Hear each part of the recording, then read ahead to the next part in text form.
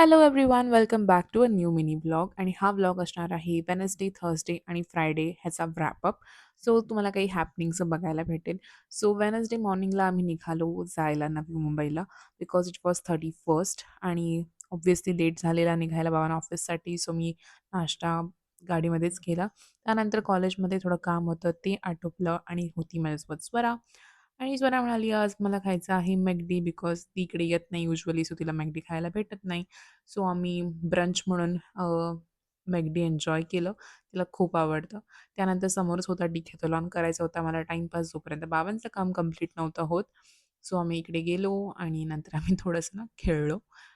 Balls try केले वेगवेगळे. त्यानंतर बॅडमिंटन ट्राय केलं. कारण डिकॅथलॉनला ना असं फिरायला आणि एक्सप्लोर करायला खूप मजा येते.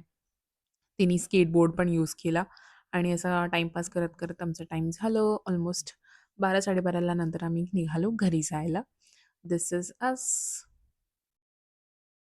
त्यानंतर संध्याकाळी निघालो आम्ही न्यू इयरच्या पार्टीसाठी. दिस वॉज माय आउटफिट आणि हा स्वराचा आउटफिट.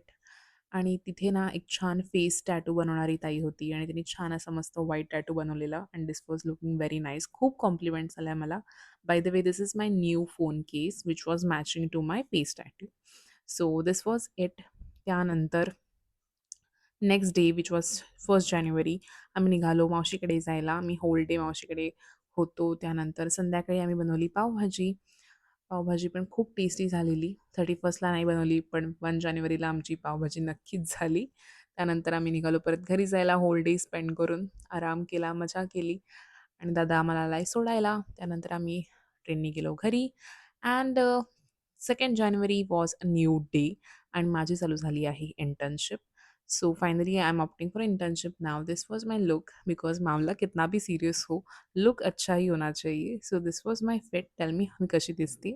त्यानंतर सगळं काम वगैरे आटोपलं. संध्याकाळी निघालो घरी जायला. थोडा नाश्ता वगैरे केला, सँडविच एन्जॉय केलं आणि संध्याकाळहून आम्ही निघालो घरी यायला. आणि वाटेतच मला आता वाडगाव फाट्याला जे नवीन सुरेखा रेस्टॉरंटचं ब्रांच आली आहे, तिकडे आम्ही पोचलो. आम्हाला ट्राय करायचा होता तिकडचा एक मेन्यू. सो मेन्यूचं नाव होतं चिकन रोझिली कबाब and it was really very very tasty. आम्ही स्पेशली फक्त हेच खायला आलेलो. खाल्लं आणि नंतर घरी गेलो. That's all for today. Thank you so much for watching the video. Blog आवडला असेल तर नक्की मला कॉमेंट करून सांगा. That's all for today. Bye bye.